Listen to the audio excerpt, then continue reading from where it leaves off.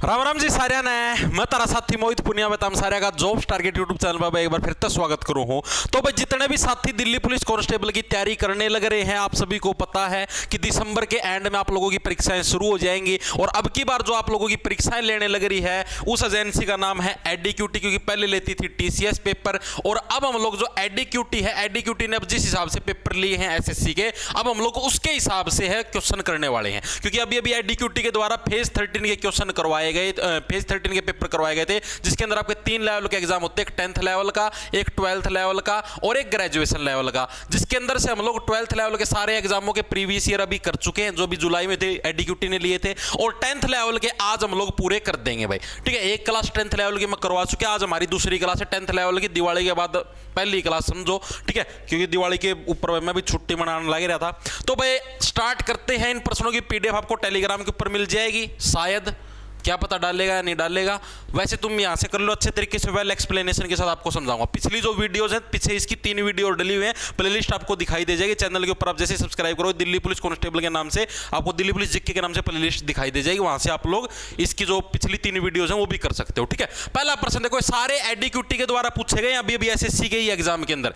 ठीक है, देखो भाई, अगर और एक और चीज आप मेरे को कमेंट करके बताना, अभी अभी जैसे सीजीएल का एग्जाम हुआ था, तो सीजीएल के अंदर जो जीके के क्वेश्चन आए थे वो भी मैं आप लोगों को करवाऊं या ना करवाऊं, तो उसके बारे में मेरे को बताना, क्योंकि देखो वो और भी ताजा प्रश्न है। ठीक है, आप लोग बता देना। तो देखो पहला प्रश्न क्या है हमारा, न्यायाधीश सहित भारत के सर्वोच्च न्यायालय यानी सुप्रीम कोर्ट के मुख्य न्यायाधीश सहित स्वीकृत न्यायाधीशों की संख्या कितनी है। बेसिक सा प्रश्न है, पॉलिटी के अंदर पूछा जाता है कि भारत के अंदर जो सुप्रीम कोर्ट हमारा, सुप्रीम कोर्ट के अंदर टोटल कितने न्यायाधीश हैं, यानी टोटल कितने जज साहब हैं, जिसके अंदर आपको जो हमारे सीजेआई यानी चीफ जस्टिस ऑफ इंडिया है उसको भी इंक्लूड करना, उनको इंक्लूड करने के बाद बताना है। अब आपसे करंट के अंदर यह प्रश्न पूछ सकता है कि वर्तमान में हमारे सीजेआई कौन है, तो बी.आर. गवई जी क्या है, हमारे सीजेआई साहब हैं। इसको याद कैसे रखोगे, इसको याद रखने देखो सिंपल सी ट्रिक है। देखो गवई, गवई के मतलब हो गया देखो गवार, गवई से क्या बन गया गवार। ठीक है, और जो गवार लोग होते हैं ना उनको क्या कोर्ट के अंदर आने की इजाजत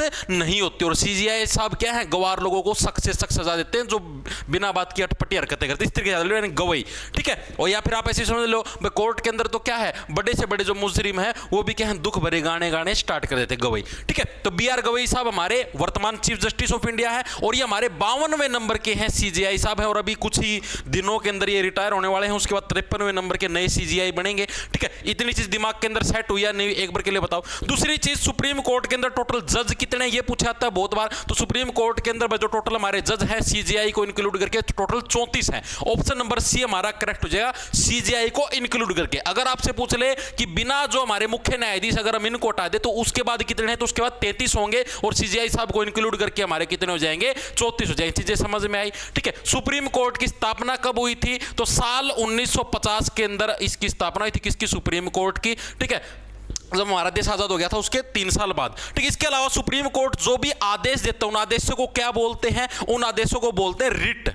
ठीक है, सुप्रीम कोर्ट ने रिट जारी की, ऐसे नहीं बोल रहे सुप्रीम कोर्ट के आदेश है, सुप्रीम कोर्ट ने रिट जारी करी, कानून की भाषा में ये चीज हम उसको बोलते हैं। ठीक है, सुप्रीम कोर्ट के जज साहब यानी जो सीजेआई होती है, इनकी नियुक्ति कौन करते हैं, तो इनकी नियुक्ति कौन करते हैं, जो भी हमारे राष्ट्रपति साहब होते हैं इनकी नियुक्ति करते हैं। पूछे जाते हैं प्रश्न, आपको तभी करवाने लगे ना, कदे नो समझो हुए टाइम पास करवाना, राष्ट्रपति साहब करते हैं। ठीक है, सीजेआई बनने की मिनिमम उम्र कितनी थी, कोई भी जज बनोगे अगर आप सुप्रीम कोर्ट के, तो मिनिमम आपकी 35 वर्ष की उम्र होनी चाहिए। रिटायरमेंट की उम्र कितनी होती है, रिटायरमेंट की उम्र आपकी 65 वर्ष आपकी रिटायरमेंट की उम्र होती है। बाकी जो गवर्नमेंट ड्यूटीज होती है उसके अंदर 58 साल आपकी रिटायरमेंट की मिनिमम उम्र होती है, तो ये चीज भी याद रखना। इसके अलावा सुप्रीम कोर्ट से रिलेटेड जो आर्टिकल है, ठीक है, वो हमारी संविधान की किताब में कहां से कहां तक दिए गए, तो आर्टिकल नंबर 124 से क्या है, कैसे 124 का अंदर चुभना, सुप्रीम कोर्ट के अपराधियों को बहुत ज्यादा चुभता है, यानी 124 से लेकर 147 तक के जितने भी आर्टिकल सारे के सारे किससे रिलेटेड हैं, सुप्रीम कोर्ट से। पॉलिटी के अंदर मैं चीजें करवा चुका हूं, जिसको विस्तार पूर्वक ये सारी चीजें पढ़नी पॉलिटी की ट्रिक के साथ याद करके, तो अपना ऐप मिल जाएगा आपको जॉब्स टारगेट के नाम से प्ले स्टोर पर, उसको डाउनलोड करना। उधर आप जैसे ही कोर्स के सेक्शन के अंदर जाओगे तो आपको दिल्ली पुलिस कांस्टेबल का कोर्स मिल जाएगा,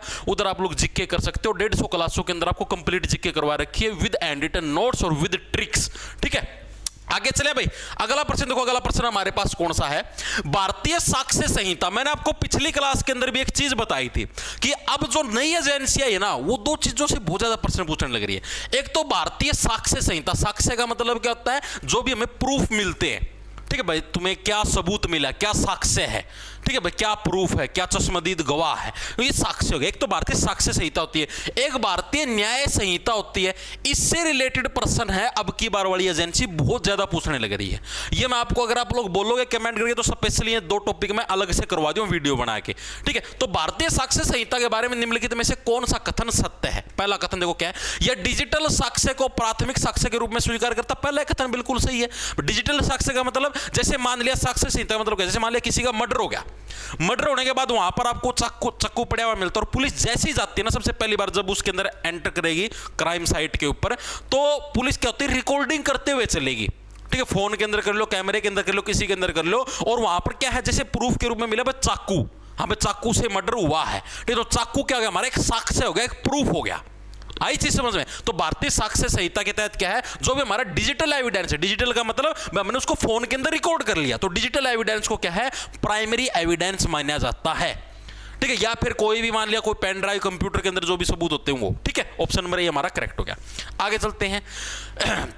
कौन सा भारतीय उपग्रह कृषि, वानिकी और तटीय संसाधनों की निगरानी के लिए उच्च रिजोल्यूशन चित्र प्रदान करता? बड़ी अच्छी चीज है। अभी जैसे आप लोगों ने सुना होगा कि अभी जैसे पराली वाला मामला चलने लगा, अभी जैसे धान होती है, जो चावल होती है, ठीक है, चावल की कटाई का सीजन चलने लग रहा है, धान की फसल का। उसके बाद जो अवशेष बोल देते, जो उसके बाद जो हिस्सा बचता है उसको बोलते हैं पराली, ठीक है। जो फुस्सा हो गया उसको पराली बोलते हैं। और उस पराली को जब जलाया जाता है ना, तो उसकी वजह से धुआं उठ के प्रदूषण होता है। तो अब क्या है भाई, स्पेशल एक सैटेलाइट छोड़ रखी ऊपर अंतरिक्ष के अंदर, जो ये कृषि, वानिकी और तटीय, यानी कि जो ये जो खेती बाड़ी के अंदर जो भी चीजों का यूज करना है, उनकी निगरानी के लिए छोड़ रखी है। तो उस सैटेलाइट का नाम पूछा, तो उसका नाम है Cartosat 3। Option number B correct है। इसको कैसे रखोगे भाई, वैज्ञानिक लोग क्या है, कार के अंदर बैठे बैठे क्या मामला सेट कर देते हैं कि वाह यहां पर पराली फूकी है, चलो लगाओ जुर्माना, कार के अंदर बैठे बैठे, ठीक है। ऑप्शन नंबर बी करेक्ट हो जाएगा। आगे चलो भाई, जीनोम इंडिया परियोजना का मुख्य उद्देश्य क्या? एक ही योजनाएं बहुत ज्यादा पूछी गई हैं, योजनाएं पक्की पड़ के जाना। जो जीनोम इंडिया परियोजना है, इसका मेन उद्देश्य क्या है, यह प्रश्न आपसे पूछा है। लुप्तप्राय प्रजातियों का अध्ययन, लुप्तप्राय प्रजातियों का अध्ययन, सेम टू सेम क्या, लुप्तप्राय प्रजातियों का Hindi study endangered species, map genetic diversity of Indians, ये गलत कर रखी है, ठीक है। तीसरा, नए टीके विकसित करना। चौथा, हमारा फसल की पैदावार में सुधार। क्या हमारा इसका मेन उद्देश्य, ये प्रश्न आपसे पूछा है, ठीक है। ये जो map genetic diversity of Indians है, यही आएगा इसका ऑप्शन नंबर बी। इसका मतलब इसकी हिंदी क्या है, इसकी हिंदी है भारतीयों के अंदर आनुवांशिक विविधता का मैप, ठीक है। जेनेटिक का मतलब हो गया आनुवांशिक, जो भारतीय लोग हैं, ठीक है, उनके अंदर कैसे समय के साथ साथ चीजों के अंदर परिवर्तन आने लग रहा है। जैसे मान लिया कि भाई पहले के लोग क्या होते थे, लंबे लंबे होते थे, लंबे लंबे होते थे। अब वाले लोग क्या, बोने बोने गाठे गाठे होते हैं। तो धीरे धीरे परिवर्तन क्यों आने लग रहा है? पहले वाले लोग ऐसे सीधे होते थे, आज के लोग क्या गए, ऐसे हो गए, नु झुक रहे हैं। फोन ना में देख थोड़े दिन में कूब लिगड़े आओगे, सीधे कौन खड़े हुए हैं, ठीक है। तो धीरे धीरे जो आनुवांशिक रूप से जो परिवर्तन आया है, ठीक है, इसकी जो स्टडी करता है, इसका जो मैप बनाता है, उस परियोजना का नाम क्या है, जीनोम इंडिया परियोजना भाई, ठीक है। ऑप्शन नंबर हमारा बी है, करेक्ट हो जाएगा। ये थोड़ा नया प्रश्न था। आगे देखो क्या है, सरकार द्वारा प्रत्यक्ष कर डैश से वसूले जाते हैं भाई। सरकार द्वारा जो प्रत्यक्ष कर है, यानी कि जो डायरेक्ट टैक्स है, ऑप्शन ही नहीं दे रखे इसके अंदर, सही 4 ऑप्शन गलत है इसके ऊपर। मतलब कि जो एसएससी है, एसएससी ने खुद ने ये चीज डाल दी थी कि भाई इसके अंदर ऑप्शन आपके गलत हैं, ठीक है। और इस प्रश्न को इन्होंने खुद ने ही कैंसिल कर दिया था, ठीक है भाई। जो प्रत्यक्ष कर होता है ना, वो ना तो व्यक्तियों और कंपनियों से तो भाई जीएसटी लिया जाता है, जीएसटी, ठीक है, डायरेक्ट टैक्स नहीं लिए जाते। जीएसटी आपका इनडायरेक्ट टैक्स होता है। आयात यानी जो दूसरे देशों से माल लेके आते हैं, उनसे भी जीएसटी लिया जाता है। उपभोक्ता, जैसे आप लोग उपभोक्ता हो, आप लोगों से भी जीएसटी लिया जाता है। आप लोग शर्ट लेने चले गए, आप लोग मेरा कोर्स लेते हो, कहीं पर कुछ, सब जगह जीएसटी लगता है, ठीक है। व्यापारियों से भी जीएसटी लिया जाता है। तो डायरेक्ट टैक्स किससे लिया जाता है? डायरेक्ट टैक्स जो इंप्लॉय होते हैं ना, इंप्लॉय यानी जो कर्मचारी होते हैं, जैसे गवर्नमेंट इंप्लॉय है, प्राइवेट कंपनी के अंदर जो इंप्लॉय है, ठीक है, उन लोगों से है आपका डायरेक्ट टैक्स यानी इनकम टैक्स लिया जाता है, ठीक है। आगे जब आएगा, अभी करवाऊंगा इससे रिलेटेड एक और प्रश्न आएगा, ठीक है। आगे चलो, भारत में कौन सी झील उल्का पिंड के प्रभाव से बनी थी और इसे क्रेटर झील माना जाता है? अच्छा प्रश्न है। अब आपको झीलों के बारे में बताऊंगा, ये मतलब कि 3-4 झीलें बताऊंगा जो कि इंपॉर्टेंट एग्जामिनर पूछता है। पहली चीज तो एग्जामिनर पूछा कि भारत के अंदर खारे पानी की सबसे बड़ी झील कौन सी? आप लोगों को कमेंट कर बताना है, भारत के अंदर खारे पानी की सबसे बड़ी झील। दूसरी, भारत के अंदर ताजे पानी की सबसे बड़ी झील कौन सी है? भारत के अंदर सबसे लंबी झील कौन सी है भाई? लंबी झील कौन सी है, ठीक है। झीलों के नाम पूछता है भाई, कौन कौन सी ताजे पानी की कौन सी है? ठीक है, भारत के अंदर ऐसी झील जिसके अंदर नमक सबसे ज्यादा मात्रा के अंदर पाया, नमकीन झील, ठीक है, जिसके अंदर नमक बहुत ज्यादा मात्रा के अंदर पाया जाए, ऐसी झील का नाम बताओ, ये पूछा जाता है। भारत की पहली मानव निर्मित झील, मैन मेड झील, फर्स्ट मैन मेड झील ये कौन सी है? ये भी एग्जामिनर पूछता है भाई, भारत की पहली मैन मेड झील कौन सी है। इसके अलावा आपसे पूछ लेगा कौन सी थी वो, एक ऐसी झील का नाम बताओ जिसके ऊपर तैरते हुए आइलैंड मिलते हैं, तैरते हुए छोटे छोटे द्वीप देखने को मिलते हैं। ठीक है, तैरते हुए, ये पूछे गए प्रीवियस ईयर के अंदर, तैरते हुए द्वीपों वाली झील, द्वीप का मतलब आइलैंड, ऐसी झील का नाम बताओ। तो आ जाओ अब इन झीलों के बारे में पढ़ते हैं। तो सबसे पहले खारे पानी की जो सबसे बड़ी झील है भारत के अंदर, उसका क्या नाम है? चिल्का झील। भाई क्या नाम है आपका? चिल्का। इसको याद कैसे हो? चिल्का का मतलब हो गया चिल्लाना, चिल्का का मतलब क्या हो गया? चिल्लाना। और जब भी आप खारी चीज खाते हो, आप किलकी तो मारते हो, ये खुआ दिया, ठीक है, और चिल्का से बन गया चील। और चील क्या करती है? उड़ती है, यानी चिल्का झील कहां पर है? उड़ीसा के अंदर है, उड़ीसा से उड़ना हो गया। ठीक है जी। ताजे पानी की सबसे बड़ी झील, ताजी ताजी हवा कौन देता है? कूलर देता है। कूलर का उल्टा क्या बन गया? वुल्लर, यानी वुल्लर झील हमारी ताजे पानी की सबसे बड़ी झील। ठीक है, और कूलर की जरूरत कहां पर नहीं होती? जम्मू कश्मीर के अंदर नहीं होती, क्योंकि वहां पर तो ऑलरेडी बर्फ पड़ती है, यानी जम्मू और कश्मीर के अंदर हमारी वुल्लर झील है। सबसे लंबी झील कौन सी होती है? लंबी लंबी क्या होती है? नाड़ होती है, गर्दन होती है, यानी वेम्बनाड झील।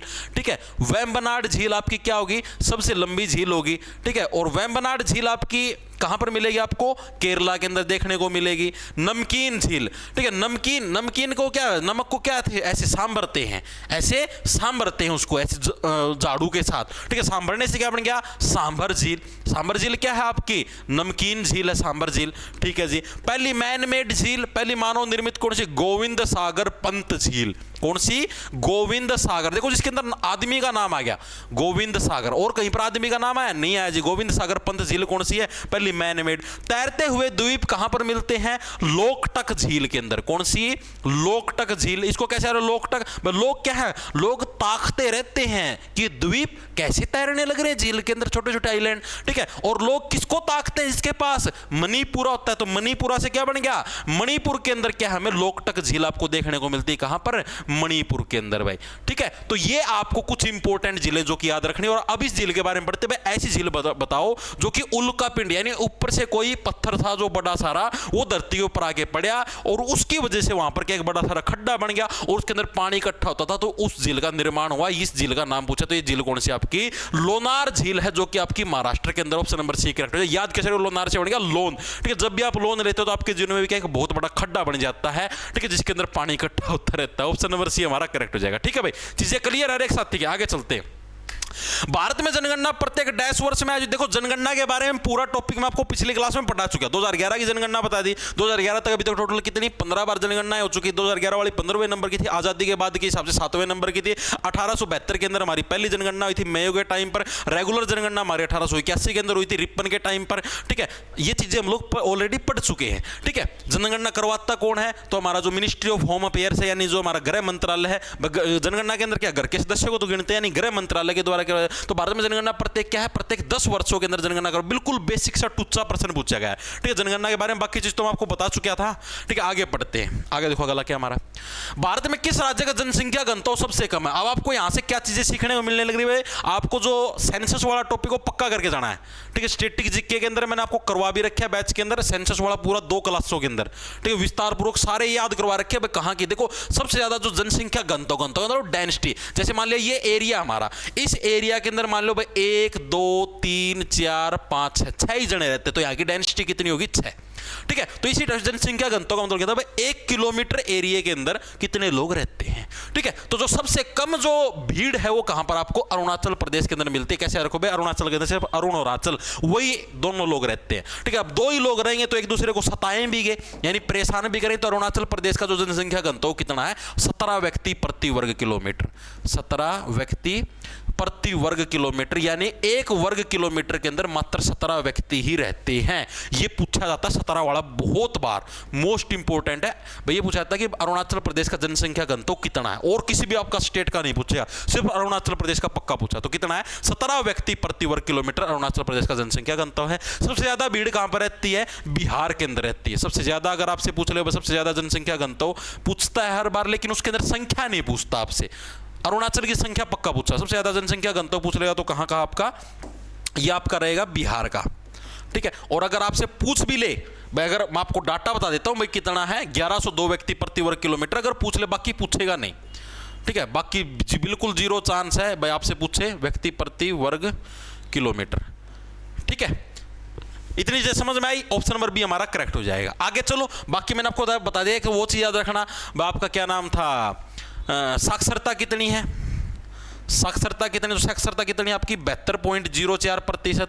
ठीक है, मेल साक्षरता कितनी है 82.14%। मादा की साक्षरता कितनी है 65.46। इसको याद करने की ट्रिक क्या बताई थी, सिंपल सी ट्रिक है, देखो ये तो डायरेक्ट याद रखना भाई, इन दोनों का बीच का है 72। ठीक है, मेल यानी नर कितना, लगभग 82 साल तक जीतता है। ठीक है, और 14 वाले काम मतलब कि 14 तरीके के काम करता रहता है। ठीक है, और मादा क्या है, पैसे ऐठने की फिराक में रहती है, यानी 65। ठीक है, इस तरीके से आप लोग याद रख लेना, ये पक्का पूछाते हैं साक्षरता दर। ठीक है, एक और लिंगानुपात याद रखना, बाल लिंगानुपात कितना है 919। ठीक है, और जो साबत आदमी है 18+ के, उनका लिंगानुपात कितना है 943। ये चीज भी याद रखना। ठीक है, चलें आगे चलो भाई। अगला देखो, अगला हमारे पास क्या है, भारतीयों को पहली बार सीमित स्वशासन प्रदान करने के लिए कौन सा अधिनियम पारित किया गया था। ये अभी मैंने मॉडर्न हिस्ट्री के अंदर भी पढ़ाया था। सीमित स्वशासन का मतलब क्या है, भारतीय लोग एक डिमांड करने लग रहे थे अंग्रेजों से निरंतर कि भाई हम लोगों को खुद का शासन चाहिए। स्वशासन का मतलब क्या होता है भाई, खुद का शासन। भाई हमें ये नहीं चाहिए कि भाई अंग्रेजी शासन करे, हमें खुद का शासन चाहिए। अंग्रेज के कौन थे भाई, खुद का शासन कौन है, देवा तार लग आमने इतनी मेहनत साम्राज्य जचाया है, मुगला का पेंडा छुड़वाया, तारा सारा सिस्टम जचाया, ये तो हम खुद का शासन मांगो हो। ठीक है, हम तारती खुद का शासन कौन देवा, हम इतना कर सकें थोड़ा बहुत परसेंटेज शासन दे दिया। जैसे मान लिया जितनी भी सीट है 70% सीट मारी 30 तारीख, इस तरीके से करते, लेकिन पूरा शासन नहीं देंगे। तो भारतीय अड़ रहे थे, आंदोलन कर रहे थे कि ना हमें तो पूरा शासन चाहिए, पूरा शासन चाहिए। और उस टाइम महात्मा गांधी भी भाई ऐसे आंदोलन चलाने की फिराक में थे, तो अंग्रेजा डर था भाई आंदोलन से, उससे पहले इस आंदोलन को दबा दिया। तो इसलिए क्या लेके आए आपके मोंटेग्यू चेम्सफोर्ड सुधार 1919। ऑप्शन नंबर सी हमारा करेक्ट हो जाएगा। ठीक है, और इसके तहत क्या भारतीयों को कुछ हिस्से तक शासन दिया कि हाँ भाई आप लोग भी यहाँ पर इलेक्शन लड़ सकते हो, पार्टी बना सकते हो, शासन कर सकते हो। हालांकि पार्टी पहले ही बन चुकी थी कांग्रेस 1885 के अंदर एओएम के द्वारा।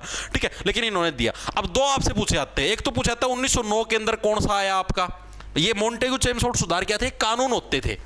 ठीक है, क्या भारत के अंदर ऐसे ऐसे शासन चल सकता है, जैसे अब नहीं सरकार कोई कानून जारी करती, उसी टाइप से कानून होते थे। 1909 के अंदर आए थे, जैसे 1909 के अंदर कौन सा आया था, मार्ले मिंटो सुधार पूछा था। मार्ले मिंटो सुधार कब आया था, 1909 के अंदर आया था। ठीक है, 1919 के अंदर आपके मोंटेग्यू चेम्सफोर्ड सुधार आए थे। ठीक है, इसके अलावा 1935 के अंदर आया था आपका भारत सरकार अधिनियम। क्या था, भारत सरकार अधिनियम। और जो भारत सरकार अधिनियम है ना, इसी का लगभग ये समझ लो अपना जो वर्तमान में जो भारत का संविधान है ना, इसमें 70% भारत सरकार अधिनियम वाले कानून है, डिट्टो से, कुछ भी नहीं बदले। आप पढ़ना नहीं लगा कि मैं भी दिमाग।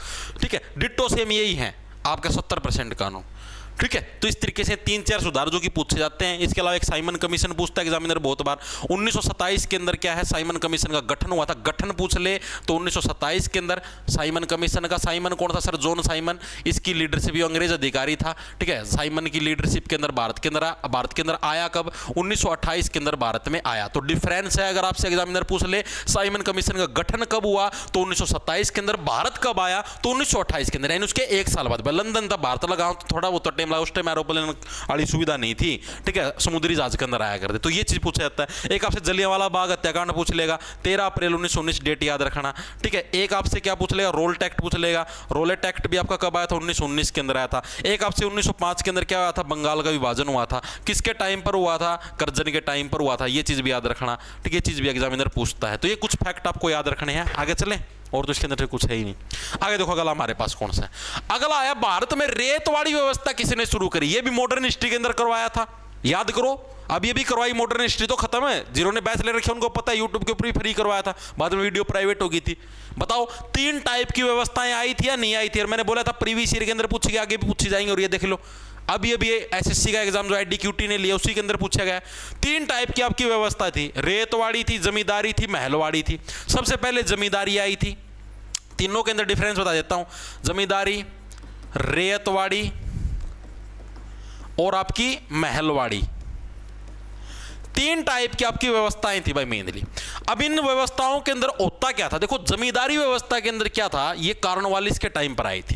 कैसे रखो भाई, जो बड़े बड़े जमींदार थे वो क्या थे, कारों के अंदर घूमते थे, यानी कार्नवालिस अंग्रेज अधिकारी था, इसके टाइम पर आई थी, वॉइसरॉय था यो भारत का उस टाइम।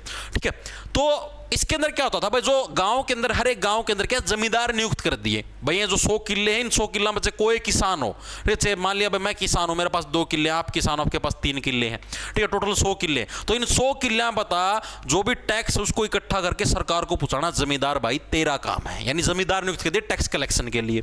रेतवाड़ी के अंदर क्या हुआ, रेतवाड़ी व्यवस्था किसके टाइम पर आई, ये आई मुनरो के टाइम पर। ठीक है, किसके टाइम पर, एक्टर मुनरो, आदमी यो भी इसका वॉइसरॉय था, एक्टर मुनरो, इसके टाइम पर आए। ठीक है, इसने क्या बोला, इस व्यवस्था के अंदर क्या था, इस व्यवस्था के अंदर भाई जमींदारों का रोड़ा खत्म कर दिया। ठीक है, क्या कर दिया, जमींदारों का रोड़ा खत्म कर दिया, बोले किसानों से डायरेक्ट टैक्स लेंगे, बीच में बिचौलियों का रोल खत्म। इसके अंदर क्या कर दिया, किसानों से डायरेक्ट टैक्स, ये मैंने आपको सारी चीजें करवा रखी है, किसानों से डायरेक्ट टैक्स। ठीक है जी, फिर आई महलवाड़ी व्यवस्था। महलवाड़ी व्यवस्था किसके टाइम पर आई, पूछा था ये साल, ये आई हाल्ट मैकेंजी। ठीक है, हाल्ट मैकेंजी के टाइम पर आई, और इसके अंदर क्या था, इसके अंदर गांव मतलब निश्चित कर दिए, एक बार लिख लो, हाल्ट मैकेंजी के टाइम पर आए। इसके अंदर क्या है, गांव बना दिए भाई, इस गांव से अंदर से कितने भी किसान हो, कुछ भी हो, ये गांव पूरा पूरा मतलब एक नु फिक्स कर दिया भाई, इस गांव से टैक्स कलेक्ट करके ये देगा, इस गांव का सरपंच है जो वो टैक्स कलेक्ट करके हमें देगा। ठीक है, इस शहर का जो वो व्यक्ति है जो मेन मुखिया वो हमें टैक्स कलेक्ट करके देगा। मतलब 3 टाइप की व्यवस्था है, तीनों के आपके पूछे जाते थे। ये पूछ रहे क्या, भारत में रेतवाड़ी व्यवस्था किसने शुरू करी, तो रेतवाड़ी किसने करी, मुनरो के द्वारा करी, Thomas Munro, sorry actor Munro नहीं था, थॉमस मुनरो के टाइम पर रेतवाड़ी व्यवस्था आई। ठीक है, होल्ट मैकेंजी के टाइम पर आपकी महलवाड़ी आई, और जमींदारी आपकी कार्नवालिस, ये याद रखनी पड़ेगी तीनों। और पूछा जाता है कौन कौन टैक्स कलेक्ट करता है। ठीक है, या फिर आपसे ये भी पूछ लेगा भाई कौन सी ऐसी व्यवस्था थी जिसके अंदर डायरेक्ट किसान डायरेक्ट टैक्स देते थे, मतलब बीच में जमींदारों कोई रोल नहीं था, तो आपको याद रखना भाई रेतवाड़ी व्यवस्था थी। ठीक है, तो किसी भी तरीके से घुमा के पूछ ले, गलती नहीं करनी। आगे चले, आगे देखो कौन सा है, भारतीय संविधान की 7वीं अनुसूची के अनुसार निम्नलिखित में से कौन सा विषय राज्य सूची में आता है। देखो, रक्षा और सशस्त्र बल में था, जो रक्षा यानी पूरे देश के बॉर्डरों की रक्षा है, जो आर्मी होती है, आर्मी किसी राज्य की अलग आर्मी नहीं होती भाई, हरियाणा, पंजाब, यूपी इनकी अलग आर्मी नहीं है, भारत देश की एक आर्मी, यानी सेंट्रल गवर्नमेंट के दिन आता है, यानी किसका, संघ सूची का विषय है। ठीक है जी, सेकंड हमारा विदेशी मामले, विदेशी जो चीजें डील करना किसका, सेंट्रल गवर्नमेंट का काम होता है, स्टेट गवर्नमेंट का नहीं, तो यानी ये भी हमारा संघ सूची का विषय है। ठीक है, यानी सेंट्रल गवर्नमेंट का। मुद्रा, सिक्के और वैध मुद्रा, यानी जो रुपए जारी करने, सिक्के जारी करने, ये भी किसका, सेंट्रल गवर्नमेंट का काम है। चौथा आपका पुलिस और सार्वजनिक व्यवस्था। पुलिस क्या, हर राज्य की अलग पुलिस होती है, हरियाणा पुलिस अलग है, पंजाब पुलिस अलग है, दिल्ली पुलिस अलग है, यूपी पुलिस अलग है, बिहार पुलिस अलग है, हर एक स्टेट की अलग पुलिस होती है, यानी पुलिस क्या हमारा राज्य सूची का विषय, ऑप्शन नंबर डी करेक्ट हो जाएगा। लेकिन दिल्ली पुलिस हमारी सेंट्रल गवर्नमेंट के दिन काम करती है, बाकी मतलब ये एक एक्सेप्शनल केस है। ठीक है, बाकी सारी पुलिस हमारी किसके दिन काम करती है, राज्य। अब आप जैसे आगे फ्यूचर में दिल्ली पुलिस के अंदर लगोगे तो आप लोगों को डायरेक्ट होम मिनिस्ट्री से ऑर्डर आएंगे। ठीक है, आप किसी मतलब दिल्ली सरकार के दिन आप लोगों को काम करने की जरूरत नहीं है। ठीक है, उसके अंदर आपको ज्यादा फ्रीडम मिलेगा काम करने का, सरकार का दबाव नहीं रहेगा।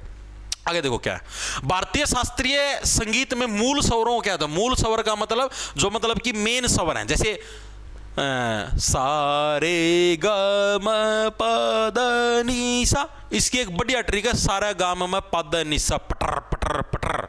ठीक है, क्या ट्रिक है इसकी, सारे गाम में प द नि सा, निशा है वो सारा गाम में पद है, बडर बडर बडर बुलटाले पटाखे मारे है। ठीक है, नहीं सारे गाम में पद निशा। ठीक है, इस तरीके से आपके डायरेक्ट याद रह जाएगी। तो इसका जो मेन बेस होता है उसको क्या बोलते हैं, उसको स्वर बोलते हैं। ठीक है, ऑप्शन नंबर सी करेक्ट हो जाएगा। आगे चलते, आगे देखो कौन सा है, किस लेखक को the God of small things उपन्यास, मैंने आपको स्पेशल 3-4 राइटरों के नाम भी करवा रखे हैं, अभी पिछली 2-3 क्लासों के अंदर वगैरह बैच के अंदर तो पूरी सारी बुकों की इंपॉर्टेंट लिखवा रखे भाई, इस राइटर की पक्का ये 2-3 बुक पक्के पूछी जाए। जैसे मैंने आपको पिछली वीडियो के अंदर बताया, चेतन भगत वाली जो बुक है उनको याद करने की ट्रिक क्या बताई थी, उसके अंदर आपको नंबर मिलेंगे। ठीक है भाई, ऑफ गर्लफ्रेंड, ऑफ क्या है, नंबर है। ठीक है, मतलब 3.3, मतलब इस टाइप से आपको नंबरिंग मिलेगी, तो चेतन भगत ठोक देना। अब ये भी मैंने कहा था God of small things. God of small thing यानी जो छोटी चीजें हैं, छोटी चीजें क्या हमको मतलब दिखती नहीं, छोटी चीजों को तो क्या हम लोग इग्नोर कर देते हैं, उस केस में तो हम लोग अंधे हो जाते हैं। ठीक है, तो अरुंधति रॉय के द्वारा कौन see the God of small thing book लिखी गई थी, सिंपल सी ट्रिक बताई थी। आर के नारायण के द्वारा कौन सी जो एक स्पेशल फेमस बुक है इनकी, मालगुडी डेज, बहुत बार आती है, जब छोटे होते थे एक नाटक भी आता था मालगुडी डेज, इनकी छोटी छोटी कहानियां होती थी, ब्लैक एंड व्हाइट, याद करो। ठीक है, मेरा तो याद है जब मैं 2nd-3rd क्लास में टीवी डीडी नेशनल पे आया था, मालगुडी डेज। ठीक है, अनीता देसाई ने कौन कौन सी बुकें लिखी थी, करवाई भी थी, द विलेज क्या हुआ, हाँ द विलेज बाय द सी, ठीक है, फास्टिंग फिस्टिंग, हाँ ये भी इसी के फास्टिंग फिस्टिंग, ठीक है, विलेज फास्टिंग फिस्टिंग बहुत बार पूछी जाती है, village by the sea. Second book कौन सी, फास्टिंग फिस्टिंग। याद कैसे रखोगे फास्टिंग फिस्टिंग को, फास्टिंग फिस्टिंग को याद रखनी, देखो सिंपल सी ट्रिक है। तो देसाई, देसाई से क्या बढ़िया, देसाई बीड़ी का बंडल आता है, आप उसको क्या है बहुत फास्ट तरीके से पीते हो, ठीक है। रस्किन बॉन्ड, ठीक है, रस्किन बैंड लिख रखा है, रस्किन बॉन्ड आता है, रस्किन बॉन्ड, बॉन्ड के द्वारा कौन सी लिखी गई, द ब्लू अम्ब्रेला, नीली छतरी, ठीक है। रस्किन बॉन्ड ने कौन सी लिखी, द ब्लू अम्ब्रेला, नीले पक्षी, नीली छतरी, ठीक है। तो ऑप्शन नंबर 20 का करेक्ट हो जाएगा। आगे चलते अगला देखो, अगला प्रश्न हमारा कौन सा है, किस मुगल सम्राट ने 4 बाग से ली। अभी हमने मुगल सल्तनत करी नहीं है, मतलब कि आपकी डल जाएगी 1-2 दिन के अंदर, ठीक है। क्लास स्टार्ट कर देंगे, शायद सोमवार से कर दूं या फिर कल से ही कर दूं, देखता हूं जैसे टाइम मैनेज होता है। किस मुगल सम्राट ने 4 बाग शैली के उद्यानों की शुरुआत करी। 4 बाग शैली, ठीक है, ये किसके द्वारा स्टार्ट करी गई थी, बाबर के द्वारा स्टार्ट करी गई थी। ऑप्शन नंबर हमारा ए है करेक्ट हो जाएगा, ठीक है। बाबर, अकबर, जहांगीर, उसके बाद फिर सॉरी बाबर, हुमायूं आया था, बाबर, हुमायूं, अकबर और फिर जहांगीर, उसके बाद आया था फिर शाहजहां, फिर औरंगजेब आया था, इस तरीके से था, ठीक है। तो ऑप्शन नंबर ये हो जाए, बाबर के द्वारा ये चीजें आपकी स्टार्ट करी गई थी। ओके, आगे चलते हैं, उसके बारे में विस्तार पूर्वक पढ़ेंगे। भारत ने हॉकी में अपना पहला ओलंपिक स्वर्ण पदक किस वर्ष जीता। ये बड़े इंपॉर्टेंट प्रश्न, इस तरीके के प्रश्न एग्जामिनर बहुत पूछता है। देखो इसके बारे में आपको बताता हूं, भारत ने अभी तक, देखो भारत ने अभी तक टोटल हॉकी के अंदर गोल्ड मेडल कितने जीते हैं ओलंपिक के अंदर, टोटल हॉकी में गोल्ड कितने आए हैं ओलंपिक के अंदर। तो भारत ने ओलंपिक के अंदर टोटल अभी तक हॉकी के अंदर हमारे 8 गोल्ड मेडल जीते हैं भाई, ठीक है। और जो हमारा पहला गोल्ड आया था वो 1928 के अंदर आया था, ये डेट पक्की रट लेना, पूछा था 1928, अब और नहीं करना पड़ेगा वेट, क्योंकि अब आ चुके हैं हमारे पास गोल्ड मेडल, जो पहला गोल्ड मेडल आया था, ठीक है। लास्ट कोई हमारा अगर जो हॉकी के अंदर जो लास्ट कोई मेडल आया, ब्रॉन्ज मेडल आया था, लास्ट मेडल हमारा हॉकी के अंदर कौन सा था, ब्रॉन्ज मेडल। और वो भी कब आया था, जो 2020 के अंदर जो टोक्यो आपके गेम्स हुए थे, टोक्यो ओलंपिक गेम्स हुए थे, टोक्यो के अंदर मैंने कोई लास्ट मेडल जीता। उसके बाद जो अभी 2024 के अंदर हुए फ्रांस पेरिस के अंदर, उसके अंदर हमारा कोई हॉकी के अंदर कोई मेडल नहीं आया था, ठीक है। टोक्यो के अंदर ब्रॉन्ज मेडल आया था। और गोल्ड अभी तक हमने सिर्फ 8 ही जीते। जो लास्ट गोल्ड अगर भी आपसे पूछ ले हुए तो जो रसिया के अंदर हुए थे जो आपके ओलंपिक गेम्स, उसके अंदर हमारा हॉकी के अंदर लास्ट गोल्ड आया था। ये पूछे जाते पक्के हॉकी वाले अरिए इस चीज के पर्सन, ठीक है, तो पक्के याद रखना। आगे चले, आगे देखो अगला हमारे पास कौन सा है, शतरंज में कौन सा मोहरा एल आकार में चलता है। ये भी भाई मतलब इन्होंने दे ही नहीं रखे, ऑप्शन इसके गलत है, ये इन्होंने खुद नहीं मतलब कि वो कर लिया था, ठीक है, मतलब क्वेश्चन खुद नहीं कैंसिल कर दिया था, ये नहीं आए, ठीक है, गलत दे रखा है। आगे चलो, चागोस द्वीप समूह डैश के बीच एक विवाह, ये प्रश्न मैंने हटाए भी थे यार, ये पता नहीं वापस कैसे कि मैंने डिलीट भी करे थे ये, ठीक है। जैसे यार पता क्या होता है, जैसे हम क्वेश्चन छाट के पीपीटी वाले को दे देते हैं, पीपीटी वाला बनाता है। अब मैं जब इसको जैसे सारा कंटेंट तैयार करता हूँ तो उस टाइम फिर मेरा देखूँ भाई हाँ ये तो एसएससी ने कैंसिल कर दिया, फिर मैं उस पर्सन ने कैंसिल भी करा था तब भी पता नहीं कैसे दोबारा आएगा। चागोस जो द्वीप समूह किसके बीच का एक विवादित क्षेत्र है। चागोस क्या एक द्वीप है और उसके ऊपर जो 2 देश हैं वो अपना अपना अधिकार क्षेत्र है व्यक्त करते रहते हैं, भाई ये मेरा द्वीप हो, कोई मेरा द्वीप है, ठीक है। द्वीप का मतलब छोटा सा आइलैंड है। तो ये क्या है, जो यूके यानी यूनाइटेड किंगडम यानी जो ब्रिटेन है और जो आपका मॉरिशस है, ठीक है, ये जो दोनों देश हैं, ऑप्शन नंबर 1 करेक्ट हो जाए, इन दोनों के बीच में आपका चागोस द्वीप से मॉरिशस के ऊपर दोनों देशों की अक्सर लड़ाई मस्ती रहती है। ये थोड़ा नॉर्मल जनरल नॉलेज का प्रश्न था, हर एक बच्चे को आता हुआ नहीं मिलेगा ये, ठीक है। आगे चलो, व्हाट इज द ट्रोपोस्फियर, अक्षोभ मंडल क्या है, ये तो करवा रखे हैं ज्योग्राफी के अंदर, बिल्कुल बेसिक से होते हैं यार। सबसे नीचे आता कौन सा, ट्रोपो, ट्रोपो के बाद कौन सा आएगा, स्टार्टोस्फियर, स्टार्टो के बाद कौन सा आएगा, मिजो आएगा, मिजो के बाद आइनो आएगा, आइनो के बाद आपका एक्सोस्फियर आएगा, ठीक है। इसके अंदर क्या क्या खासियत होती है आ जाओ तुमको बताता हूं। ट्रोपोस्फियर यानी अक्षोभ मंडल, जिसके अंदर हम लोग रहते हैं, जिसके अंदर हम लोग सांस लेते हैं, जो भी हमारा वायुमंडल हो सारा किसके अंदर, अक्षोभ मंडल के अंदर है, ठीक है जी। स्टार्टोस्फियर, स्टार्टोस्फियर के अंदर क्या है आपकी 2-3 खास चीजें, एक तो ओजोन लेयर स्टार्ट हो जाती है, ऐसे लो स्टार्ट होना, ठीक, तो एक तो हमारी ओजोन लेयर स्टार्ट हो जाती है जिसको समताप मंडल बोलते हैं, ठीक है, हिंदी में समताप मंडल। एक हमारी जो एरोप्लेन है वो भी हमारी इसी मंडल के अंदर उड़ती है, कौन सी, एरोप्लेन भी, ठीक है। मीजो यानी मध्य मंडल, मीजो यानी मध्य मंडल, इसके अंदर क्या होता है, इसके अंदर कुछ नहीं होता है बेफालतू का। आइनोस्फीयर, आइनोस्फीयर के अंदर क्या होता है, आयंस होते हैं, यानी जो भी हमारी जो रेडिएशंस होती हैं टीवी के या और भी हैं सारी रेडिएशंस आयनोस्फीयर के अंदर, आयन मंडल के अंदर ट्रैवल करती है, इसको थर्मोस्फीयर भी बोल देते हैं। एक्सोस्फीयर, एक्सोस्फीयर जो धरती की बाहरी लेयर आएगी उसके अंदर। मीजो के अंदर मेरे हिसाब से जो हमारे जो भी आते हैं ना, ये क्या नाम आते हैं, ऊपर से कोई उल्का पिंड आ गया तो उसके अंदर आग वगैरह इसी के अंदर पकड़ते हैं, ठीक है। तो जो हमारी क्या है, ट्रोपोस्फीयर, क्या हमारी लोएस्ट लेयर ऑफ एटमॉस्फेयर, सबसे जो नीचे वाली लेयर कौन सी, ट्रोपोस्फीयर है, वायुमंडल की सबसे निचली परत। आगे चलते हैं, अगला देखो कौन सा मंदिर अपनी कामुक मूर्तियों के लिए प्रसिद्ध और यूनेस्को विश्व धरोहर स्थल है भाई। कौन सा मंदिर इसके अंदर जो यूनेस्को विश्व धरोहर, तो कौन सा, खजुराहो के जो मंदिर हो क्या हमारे यूनेस्को विश्व धरोहर है, ठीक है। और ये मंदिर कहां पर है, खजुराहो के मंदिर हमारे, तो खजुराहो के मंदिर हमारे मध्य प्रदेश के अंदर है भाई, ठीक है। क्या हुआ, हाँ, अरे तुम टेंशन ना लो, सारा कंटेंट करवा दो तुम, मतलब काचे काटो यार, तुम टेंशन क्यों लेते हो, सारी चीजें करवाई जाएंगी, तुम भड़क मत लो, ठीक है। जो तुम बोलने लग रहे हो स्टैटिक जीके भी करवा दूंगा भाई, ना टेंशन लो, स्टैटिक जीके मैं पूरी करवाऊंगा।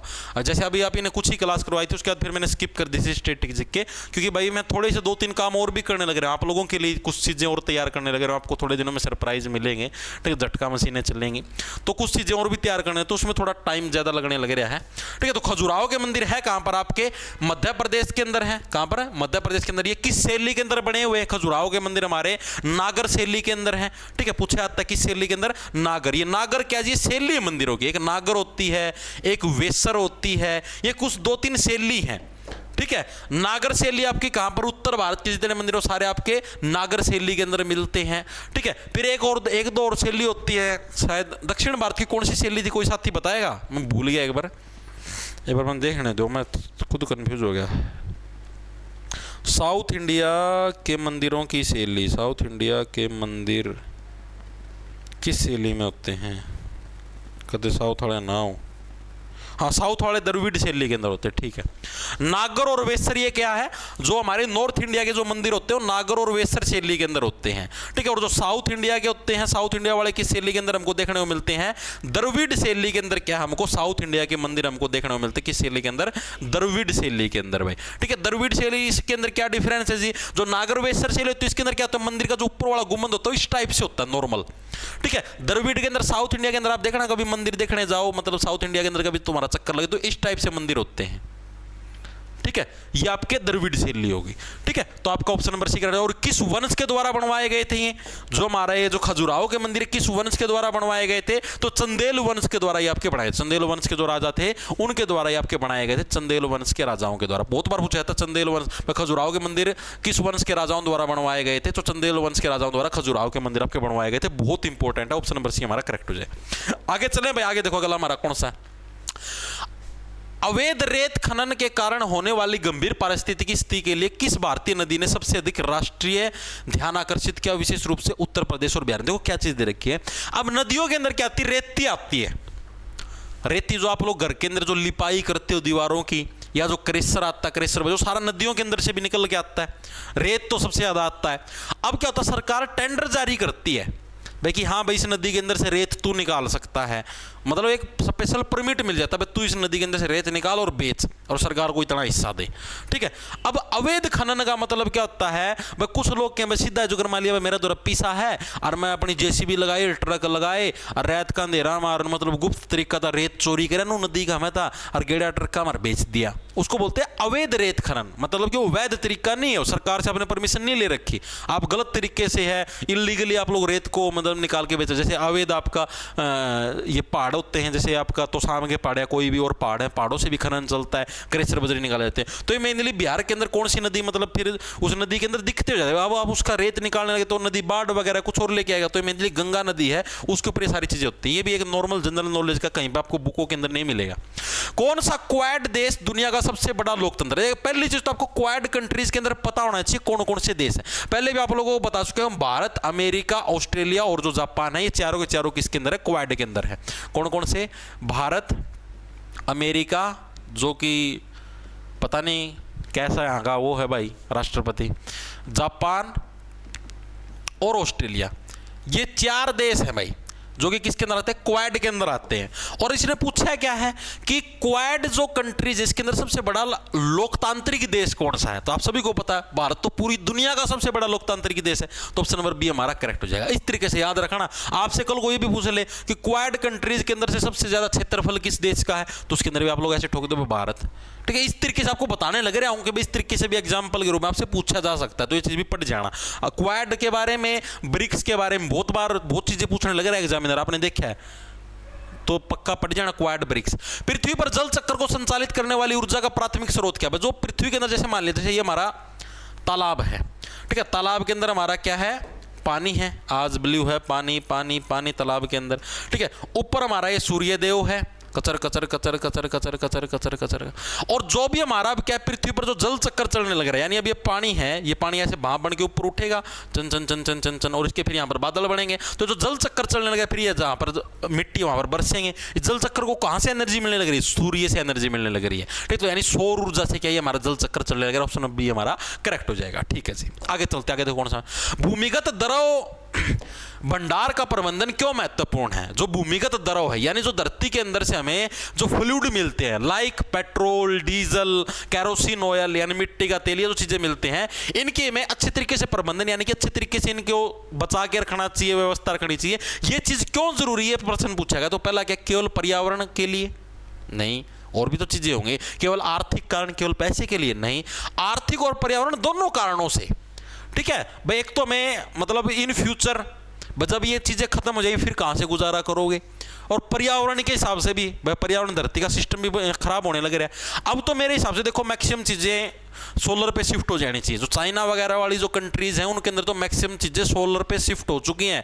जैसे फेसबुक, इंस्टाग्राम पे कभी रील वगैरह, वीडियो वगैरह देखते हैं, एक आधे जो ट्रैवलर होते हैं जो घूमते हैं चाइना के अंदर या अमेरिका के अंदर, वो बताते हैं चाइना के अंदर, जैसे वो दिखाते हैं ना, हर चीज अब इलेक्ट्रिक के ऊपर शिफ्ट हो चुकी है। और इलेक्ट्रिक एनर्जी भी कहां से? सूर्य वाली इलेक्ट्रिक एनर्जी का यूज करते हैं। आप ये सोचो, यानी नो पोल्यूशन। अब अपने यहाँ पर पेट्रोल डीजल की सारी कारें, मोटरसाइकिल चलने लगे रहे हैं। अब कल को मान लो सारी चीज़ इलेक्ट्रिक हो जाती है, इन फ्यूचर मान लो 2-3 साल में, मेरे हिसाब से सरकार को कदम उठाने चाहिए, सारी चीज़ें इलेक्ट्रिक कर देनी चाहिए। अब यार अपने पास सोलर एनर्जी है, सूर्य की एनर्जी तो खत्म होने नहीं वाली, कभी भी नहीं खत्म होगी, ठीक है। आराम से यूज़ करो, कितनी यूज़ करो, सारी चीज़ें का जो पर्यावरण, मतलब ये समझो बहुत अच्छी चीज़ मिलेगी। लेकिन यार अपने तो उल्टे बूंद हैं, मानना तो है को नहीं। आड़ तो भाई दिवाली पर जो किसी तीनों कह देना है कि वो मत करो, पटाखा मत बजाओ और ना करो, उससे अपन खाना ना, एक त्यौहार आओ है, ज्ञान बांट है, इतनी फैक्ट्री चले हैं, इतने साधन चालन का धुआं हुआ है, जिद कौन दिक्कत ना पर्यावरण। भाई अब जो चीज़ अपना हाथ में कंट्रोल में है, उस चीज़ तो रोक के सीखा। हाँ, एक त्योहार आवे है, मनाण कौन देंदा, इतना ज्ञान कौन, मतलब कोई अगर इसी सलाह देना भी चाहे तो उसकी भी गाल बकन लग जाए। मारा तो एक त्योहार आवे है, जुनो मारा तो सही को नहीं आम के भाई, और कोई से धर्मा में आवा, हाँ बीच से में, हाँ ठीक है, कोई अच्छी चीज़ें बताता होगा, मरो जी। लोग खुद समझने ना तैयार हो ना, तो जो समझाने हो ना वो बेवकूफ़ हुआ है। अब क्या हुआ है, जैसे एक दो जना कब उसकी तारबर के गाल बकते हैं, और अगली बार तो भी कहना बंद कर देना, क्या जरूरत है, ठीक है। तो सारे तो अपनी तरफ से थोड़ा थोड़ा सोचेंगे ना। ये तो हम देखो दिवाली का अगले दिन कितना प्रदूषण होया था। दिवाली यार लाइट का त्यौहार है, अपना दीवे चसाओ, ठीक है, लड़ियाँ जलाओ, मतलब रंग भी, मतलब मौसम को मतलब ये करो भाई, लाइट चमकदार वो सिस्टम करो। तो हम तो यार दिवाली थी प्रदूषण दिवस मनाए रखा है, अगला दिन देखा कितना प्रदूषण था। और जो कंट्रीज है ना, स्विट्जरलैंड का AQI, ये जो AQI हुआ है, अगर ये 10 से ऊपर चला जाता ना तो उसको प्रदूषण घोषित कर देते हैं कि यहाँ पर बहुत प्रदूषित वातावरण है। और अपना यहाँ पर तो क्या है, 300 लगाड़ा लग तो नॉर्मल बोल रहे हैं, बस 300 लगे AQI है, तो नॉर्मल है, कोई दिक्कतें नहीं यार, ये तो नॉर्मल है, ये तो फ्रेश हवा है। 300 का नीचा दो, ठीक है, 300 तो ऊपर आओगी अनफ्रेश तो। और सरकारें भी राजनीति करती हैं। अभी जैसे दिल्ली के अंदर पॉल्यूशन था, तो दिल्ली के अंदर जो गवर्नमेंट है उन्होंने ट्वीट करके ये डाल रखा, ये देखो विपक्ष है, आप लोगों को अपना त्योहार नहीं मनाने देने लग रहा, कुछ नहीं होगा। और अभी आपको बताऊं मैं, अभी जैसे अभी दिन की दोपहर की बात है, दिल्ली सरकार के द्वारा ही उनके जो मतलब मुख्यमंत्री हैं उनके लिए 15 मुख्यमंत्री ऑफिस के लिए 15 जो एयर प्यूरीफायर हैं उनका ऑर्डर दिया गया है। जनता के ऊपर राजनीति करो, खुद एयर प्यूरीफायर की हवा चखो, है जनता अपना मरी जा, जनता की अपना राजनीति रोटी सेकनी है। ये तो बताओ, अगर मैं तारा पक्ष में बोलूँ, ओ बहुत बढ़िया है, पटाखे फोड़ो, जमान आग लगाओ, विपक्ष है, एक त्योहार आओ मनाओ, दबकी मनाओ, नो करो, तुम राजी हो, ठीक है, तो मेरा समर्थन करो, ओ भाई इसकी कुछ नहीं कह देगा बस, ठीक है। और अगर मैं तार तीनों कह दूँ ना पटाखे ना बजा दियो ना, तो मेरी गाली काटोगे, इबनू बना बेरा भाई, जिद मैंने इस चीज़ तक गाड़ में लगी तो मैं क्यों कहूँ वह चीज़, मानो यह बात है, चाहे वह चीज़ गलत भी हो अच्छी बात चीज सही भी हो, मैं तो भी कौन कहूं, ठीक है। तो थोड़ा यह चीज सोचा करो, राजनीति का शिकार मत बनो तुम, खुद अपनी बात सोचो यार कि उस चीज़ से भाई एक बार मान लिया पटाखे जला दिए और चीज़ हो गया, ठीक है, तब तो देखो यार उसका पोल्यूशन कितना होने लग रहा है। अपना तो 300 तला आंदा है को नहीं, एक आधी बार है वो भी नू भाई जो हरियाणा पंजाब है भाई इन इलाके में भाई खेत खात हैं, खुले एरिए हैं, फैक्ट्रियाँ कम हैं, तब जाके यहाँ पर ठीक वातावरण रहा है। दिल्ली का तो जमा बुरा हाल है, ओड़ा जो आदमी रहा है नो समझो दिल्ली में रहे है उस तरह से उड़े रहना है छोड़ दो, ठीक है। तो थोड़ा खुद सोचा करो भाई, इन जवानों अंधविश्वास ना करा करो इन राजनेताओं पर, ये तो ले स्वाद। आप खुद सरकार का तो काम ये होना चाहिए कि ना भाई पटाखे थोड़े कम बजाओ भाई, मतलब चलो बजाओ, ग्रीन पटाखे बजा लो और बजा लो भाई, ये आजकल वो भी चाले जो आवाज़ करें प्रदूषण ना कराएं ऐसे पटाखे बजा लो, बजाने हैं तो सरकार का काम तो ये होना चाहिए। सरकार उल्टी, एक त्यौहार आता है बजाओ दबा के बजाओ, सरकार का करता ना, सरकार तो एयर प्योरीफायर लगा ले, मरोगे ताम मरोगे, सरकार का थोड़ी ना कि मिला गया। तो कुछ सोचा करो, थोड़ा दिमाग था, ठीक है। ब्लीचिंग के अलावा ब्लीचिंग पाउडर का और क्या उपयोग है? ब्लीचिंग पाउडर ये हम केमिस्ट्री के अंदर पढ़ते, 2-3 टाइप के होते हैं। एक बेकिंग सोडा होता है, याद करो बेकिंग सोडा का कोई फॉर्मूला बताया कोई साथी? NaHCO3 फॉर्मूले पूछे जाते हैं, NaHCO3। बेकिंग सोडा किसके अंदर? रसोई के अंदर यूज होता है, ठीक है जी। ब्लीचिंग पाउडर का फॉर्मूला क्या होता है? Na2CO3.10H2O, ये हमारा किसका होता है? ब्लीचिंग पाउडर का होता है, ठीक है। इसके अंदर एक चीज़ आ रहा है, इसके अंदर पानी के मोल पूछता है हर बार, 10 मोल होते हैं पानी के, ठीक है। इसका यूज़ किस लिए आता है? इसका यूज़ पानी को डिसइंफेक्ट करने के लिए होता है, शीशे साफ करने के लिए होता है, ठीक है। तो ब्लीचिंग पाउडर का और क्या उपयोग है भाई? एक तो ब्लीचिंग कपड़ों के ब्लीच करने के लिए, दूसरा हमारा पीने के पानी को कीटाणु रहित करने के लिए, ऑप्शन नंबर बी हमारा करेक्ट हो जाए। तो ये फॉर्मूले याद रखना। आगे चलते अगला देखो कौन सा हमारे पास, निम्नलिखित में से कौन सा सरकार द्वारा वसूला जाने वाला प्रत्यक्ष कर है? डायरेक्ट टैक्स कौन सा? जीएसटी तो क्या बताया मैंने, इनडायरेक्ट टैक्स है, अप्रत्यक्ष कर है। इनकम टैक्स क्या होता है? हमारा डायरेक्ट टैक्स होता है, मेरी इतनी इनकम है तो आपसे डायरेक्ट मैं इतना टैक्स लूंगा, ठीक है भाई, इतने % तेरा टैक्स के रूप में जमा हुआ, सरकार बोलती है चीजें, ठीक है। आगे चलो, आगे कौन सा है? बास्केटबॉल में एक खिलाड़ी को फ्री थ्रो का प्रयास करते समय कितने सेकंड के भीतर गेंद को छोड़ना चाहिए? वजह से फ्री थ्रो, जैसे फ्री थ्रो का मतलब उधर गोलकीपर खड़ा है बास्केटबॉल के अंदर, ठीक है, वो जो बड़े वाला, और इधर आप खड़े हो, तो यानी कि नू नहीं भाई कि आप नू करो जाओ, 10 सेकंड के अंदर आपको बॉल उसके अंदर फेंकनी है, ठीक है। यानी 10 second, option number B. Basketball के अंदर खिलाड़ी कितने होते हैं? एक बास्केट के अंदर ऐसे मतलब हाथ के अंदर चीज जाते हैं, नहीं 5 खिलाड़ी हमारे बास्केटबॉल के अंदर होते हैं। हैंड का प्रयोग आप हफ्ते के 7 दिन करते हो, यानी 7 खिलाड़ी किसके अंदर होते हैं? हैंडबॉल के अंदर होते हैं। हॉकी के अंदर हमारे 11 खिलाड़ी, क्रिकेट के अंदर 11 खिलाड़ी, फुटबॉल के अंदर 11 खिलाड़ी, ठीक है जी। ये चीजें याद रखना। कबड्डी के अंदर 7 खिलाड़ी, वॉली के अंदर 6 खिलाड़ी। विश्व का एकमात्र तैरता हुआ राष्ट्रीय उद्यान, यानी ऐसा नेशनल पार्क जो कि तैरने लग रहा है, तो इस नेशनल पार्क का नाम क्या? ऑप्शन नंबर हमारा सी करेक्ट हो जाएगा, केइबुल लामजाओ राष्ट्रीय उद्यान। ये क्या हमारा विश्व का एकमात्र तैरता हुआ राष्ट्रीय उद्यान, और ये भारत के अंदर ही हमको देखने को मिलता है, ठीक है। भारत के अंदर कहां पर जी? मणिपुर के अंदर हमको देखने को मिलता है पहला तैरता नेशनल पार्क, बहुत इंपॉर्टेंट है। जिसके पास मणिपुरा है, मनी ही आप लोगों के पास पूरा खूब पैसा ही पैसा है, पार्क के किसी ना भी तिरा दो, आदमी का आदमी, जिंदे आदमी तिरा दो, तारा पास का तारा के सौदा है, पैसा ही पैसा है, कुछ तिरा दो। आगे चलते अगला देखो कौन सा है। ओलंपिक स्वर्ण पदक बनाने के लिए मुख्यतः किस धातु का उपयोग किया? ये अच्छा प्रश्न है, बहुत अच्छा प्रश्न, डीपली पूछा गया है। जो ओलंपिक गेम्स होते हैं उसके अंदर जो हमारा गोल्ड मेडल होता है, उसको बनाने के लिए कौन सी धातु का प्रयोग किया था, यानी कौन से मेटल का यूज किया था, ये प्रश्न पूछा गया। बड़ा अच्छा प्रश्न है।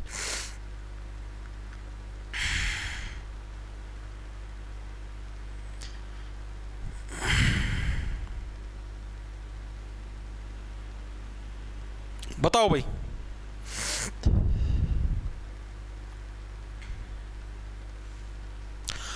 तो देखो भाई, जो ओलंपिक के अंदर चाहे गोल्ड मेडल हो चाहे सिल्वर मेडल हो, दोनों के दोनों हमारे सिल्वर से ही बने होते हैं। उसके ऊपर गोल्ड की प्लेटिंग की जाती है, ठीक है। वो असली गोल्ड नहीं होता, जो गोल्ड मेडल होता है असली गोल्ड नहीं होता, वो वास्तव में सिल्वर का होता है। उसके ऊपर गोल्ड की प्लेटिंग की जाती है, ठीक है। ऑप्शन नंबर बी हमारा करेक्ट हो जाएगा। बड़ा अच्छा प्रश्न है। क्षेत्रफल की दृष्टि से सबसे बड़ा ब्रिक्स देश कौन सा है? ये फिर अच्छा प्रश्न पूछ लिया। ब्रिक्स देखो, ब्रिक्स के अंदर कौन सी कंट्री आती है? ब्रिक्स, बी से बन गया ब्राजील, ब्रिटेन मत लिख देना, मैंने एक बार गलती से ब्रिटेन लिखा था, ब्राजील। आर से बन गया रसिया, ठीक है जी। आई से बन गया इंडिया, यानी अपना प्यारा देश भारत। सी से बन गया चाइना, और एस से बन गया साउथ अफ्रीका। ये जो 5 कंट्रीज है किसके अंदर, ब्रिक्स के अंदर है। अब आप बताओ इसके क्षेत्रफल के हिसाब से सबसे बड़ा दे दिया, यानी देखो कितना डीपली प्रश्न पूछा है। पहली चीज तो पूछ लिया ब्रिक्स के अंदर सबसे बड़ा देश, यानी ब्रिक्स पहले तो आपको ये पता होना चाहिए ब्रिक्स के अंदर कौन कौन से देश हैं।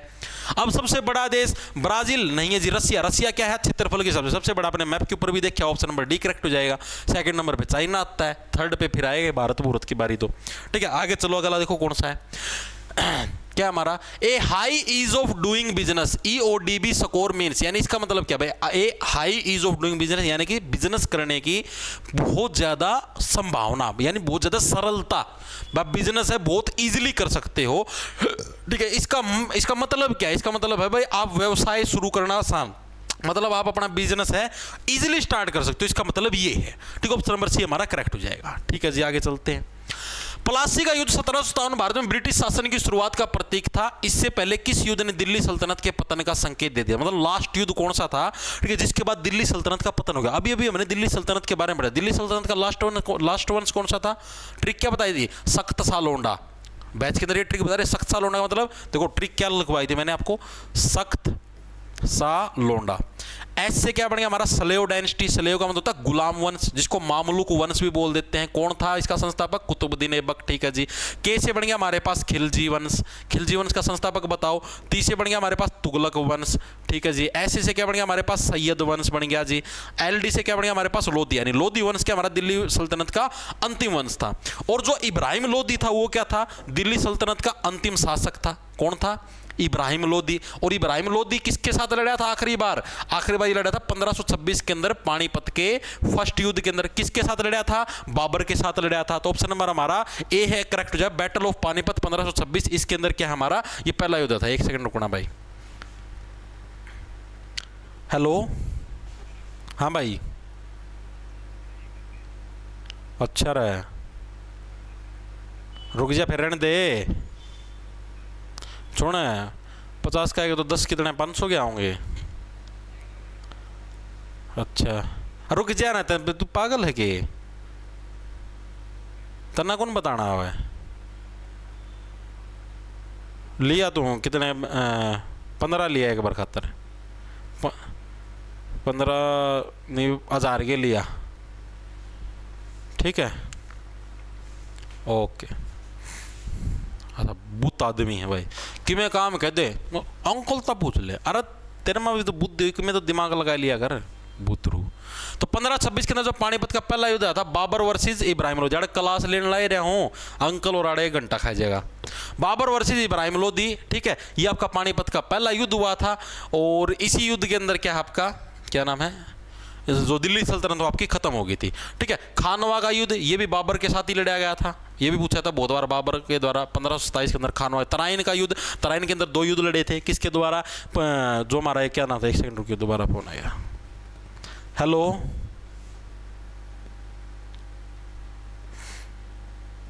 हेलो भाई मैं क्लास में हूँ, बोल के है। हेलो, नमस्कार अंकल जी, बढ़िया जी, कोई नकल दे दियो, हाँ कोई दिक्कत नहीं। मन्ना तो ये चाहिए थे 50 एक तो चाहिए थे। ठीक है, इस तरीका तो पूछा दियो, कोई दिक्कत नहीं। हाँ ठीक है अंकल जी, ओके। देखो भाई, ओके, तराइन का युद्ध हमारा किस किस के बीच में था, तराइन के 2 युद्ध है, पृथ्वीराज चौहान वर्सेस किसके बीच में था, गौरी के बीच में थे। पहले के अंदर क्या, पृथ्वीराज चौहान, देखो चौहान वर्सेस गौरी, ये था हमारा फर्स्ट युद्ध। फर्स्ट युद्ध के अंदर चौहान जीत्या था, विनर था। और सेकंड युद्ध के अंदर कौन जीत्या था, गौरी जीत्या था। 1191 के अंदर पहला और 1192 के अंदर दूसरा हुआ था। आगे चलते हैं, गलत फलो खराब करते हैं यार ये। हल्दी घाटी का युद्ध 1576 किन 2 नेताओं के बीच में लड़ा गया था। हल्दी घाटी का युद्ध अकबर और राणा प्रताप के बीच में लड़ा गया था। ऑप्शन नंबर 1 करेक्ट हो जाएगा। ठीक है, वैसे अकबर की तरफ से मेनली हो गया था, उसका जोधाड़ा भतीजा कौन था, उसका क्या नाम था, उसका नाम तो था उसका, नाम मैं भूल गया यार, मैं याददाश्त कमजोर होगी। जोधाड़ा भतीजा था, उसका नाम भूल गया मैं। मानसिंह गया था। ठीक है, आगे देखो कौन सा है। अमरकंटक पठार क्षेत्र में निम्नलिखित में से कौन सी नदी बहती है? अमरकंटक जो हमारा वो है ये क्षेत्र, इसके अंदर कौन सी नदी बहती है? प्रश्न पूछेगा, बताओ। अमरकंटक वाले एरिया के अंदर बताओ कौन सी नदी बहती है? सारा फ्लो खराब हो गया। Very good, very good. देखो भाई, नर्मदा, ऑप्शन नंबर बी हमारा कहते हैं। नर्मदा के अंदर क्या क्या? नरम, जो नरम चीजें होती हैं, नरम चीजों के ऊपर ही तो क्या है? कांटे चुभते हैं। जो हाड़गात का उस पर थोड़ी ना कांटे चुभेंगे। आगे चलो, अगला देखो, अगला कौन सा हमारे पास? नीलगिरी पहाड़ियों पर स्थित हिल स्टेशन का नाम बताओ। नीलगिरी जो पहाड़ियां इनके ऊपर कौन सा हिल स्टेशन है? ऊटी है, राजस्थान के अंदर। ऑप्शन नंबर बी करेक्ट हो जाएगा।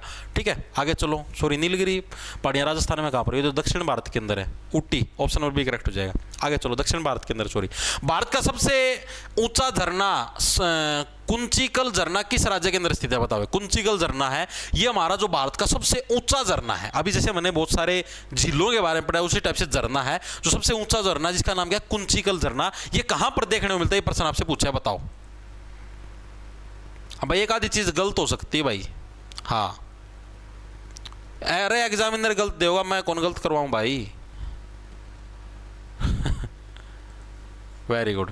तो कुंचिकल हमारा कहां पर भाई? कर्नाटक के अंदर। ऑप्शन नंबर बी हमारा करेक्ट हो जाएगा। कर्नाटक के अंदर कैसे कुंचिकल, कैसे कर्नाटक? कर्नाटक के अंदर सबसे बड़ा झरना है। आपने देखा इसके ऊपर क्या है? सुबह सुबह लोग क्या है? सनराइज देखने जाते हैं, जो स्पेशल कर्नाटक बेंगलुरु के अंदर घूमने जाते हैं। आगे चलो, अगला कौन सा है? 1991 में भारत में आर्थिक सुधारों को लागू करने का मुख्य था। 1991 के अंदर मैंने आपको पिछली वीडियो के अंदर बताया था, भारत के अंदर क्या था? जो भारत की जो अर्थव्यवस्था थी ना, बिल्कुल डाउन के अंदर गई हुई थी। भारत की अर्थव्यवस्था बिल्कुल डाउन के अंदर गई हुई थी। और उस केस के अंदर क्या है? जो हमारे उस टाइम वित्त मंत्री होते थे डॉक्टर मनमोहन सिंह जी, उन्होंने अपने लिए अच्छी अच्छी पॉलिसी बनाई थी और हमारे देश की अर्थव्यवस्था को सुधारा था। ठीक है, तो ये क्या था हमारा? क्या था? उच्च जीओपी ग्रोथ, भुगतान संतुलन, balance of payment crisis. Option number B हमारा करेक्ट हो जाएगा। ठीक है, ये जो हमारे जो क्राइसिस आ रहा था उस टाइम, ठीक है, इसको सुधारने के लिए क्या आर्थिक सुधार लागू किए गए थे। ठीक है जी, आगे चलते हैं। भारत का सर्वोच्च कानून क्या है? भारत का सर्वोच्च कानून, ये अच्छा प्रश्न है, कंफ्यूजिंग है। सर्वोच्च कानून क्या? सर्वोच्च न्यायालय का निर्णय, सुप्रीम कोर्ट का डिसीजन, पार्लियामेंट यानी संसद, भारतीय संविधान या राष्ट्रपति का आदेश। तो कौन सा है हमारा? तो सर्वोच्च जो कानून होता है क्या होता है हमारा? भारतीय संविधान होता है। सबसे बड़ा कानून कौन सा? भारतीय संविधान। संविधान से ऊपर कोई नहीं। संविधान के अनुसार ही आपका सुप्रीम कोर्ट चलता है, संविधान के अनुसार ही आपकी संसद चलती है, संविधान के अनुसार ही राष्ट्रपति आदेश देता है। संविधान से ऊपर कोई कानून नहीं है। संविधान खुद ही तो एक कानून की बुक है। ठीक है, आगे चलो, अगला कौन सा है? भारतीय संसद में कुल कितने सदन होते हैं? 2 ही सदन होते हैं भाई। ठीक है, एक लोकसभा, एक राज्यसभा, एक हायर और एक लोअर। बस आगे चलो। नवरात्रि का त्योहार किसकी पूजा से जुड़ा है? नवरात्रि के अंदर किसकी? देवी दुर्गा की पूजा की जाती है। ऑप्शन नंबर सी करेक्ट हो जाएगा। अभी अभी नवरात्रि में, नवरात्रि बाद दशहरा आता है, दशहरे के बाद आपकी दिवाली आती है। ठीक, छोटी दिवाली, बड़ी दिवाली, उसके बाद फिर आपका अगर दिवाली से छोटी दिवाली से पहले दिन धनतेरस आती है, बड़ी दिवाली के बाद आपका फिर ये गोवर्धन पूजा आती है, विश्वकर्मा डे भी मनाते हैं अक्सर लोग उसी दिन। उसके बाद फिर आपकी भैया दूज आती है, कल परसों थी भैया दूज। ठीक है, आगे चलो, अगला कौन सा है? कौन सी रक्त कोशिका मानव शरीर में संक्रमण से लड़ने में मदद करती है? यानी कोई भी बीमारी होगी तो उससे लड़ने के लिए कौन सी? White blood cells. Option number B white blood corpuscles भी बोलते हैं इनको। ठीक है, जो बीमारियों से लड़ने के लिए। प्लेटलेट्स का प्रयोग ब्लड क्लोटिंग के लिए होता है। रक्त अपने जैसे मान लो चोट लग जाए तो जो ब्लड जो निकलता है उसको जमाने के लिए प्लेटलेट्स का प्रयोग होता है। ठीक है, रेड ब्लड सेल्स, खून के अंदर जो हमारा हीमोग्लोबिन है, ठीक है, यानी जो ऑक्सीजन है उसको ट्रांसफर करने के लिए इसकी काम आती है रेड ब्लड सेल्स। ठीक है जी, आगे लाल रंग प्रदान करती हैं। किस ग्रह को लाल ग्रह के नाम से जाना जाता है? लाल ग्रह कौन सा? मंगल ग्रह को लाल ग्रह बोलते हैं। धरती हमारी पानी वाला ग्रह है। जुपिटर हमारा सबसे बड़ा ग्रह है। शुक्र हमारा विनस है, धरती पे से दिखता भी है। आगे चलो, निम्नलिखित में से किसे आकाश गंगा के रूप में वर्गीकृत किया? 4 आपको दिए गए, चारों के अंदर से कौन सी एक आकाश गंगा है? आकाश गंगा का मतलब समझते हो? गैलेक्सी।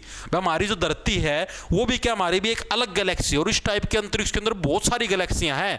आदमी ने समझा कि मैं 4 रुपये कमा लिया और मैं बहुत बड़ी तोप बन गया। आप समझो ये पूरा जो ब्रह्मांड है इसके अंदर कितने सारी तो गैलेक्सी हैं। मान रहे हो इस बात को? कितनी सारी तो गैलेक्सी हैं। उन गैलेक्सियों के अंदर कितने ज्यादा ये मतलब आपको सोलर सिस्टम मिलेंगे, जैसे सूरज के 8 बार ग्रह, और उसके अंदर क्या पता कितनी अरबों खरबों धरतियां मिलेंगी और अरबों खरबों लोग मिलेंगे। और आप पढ़ लेना हाँ मैं तोप, हाँ 4 ये न्यूक्लियर बम ये गोले बना के अपन आप राजा समझे हैं। देख लो भाई। और भगवान ना सिस्टम देखो ऐसा बना रखा भाई, एक गैलेक्सी के लोग दूसरी गैलेक्सी में जा भी नहीं सकते, इतना सिस्टम बना रखा तकड़ा। मतलब इतनी दूर दूर बिछा रखे हैं सारे के सारे। सिस्टम समझो आप, तारा कोई सौदा है कौन भाई, कोई सौदा नहीं, ठीक है। एक बार मतलब समझ लो करया गहरी नींद में सो जाओ, कदे उठो को नहीं।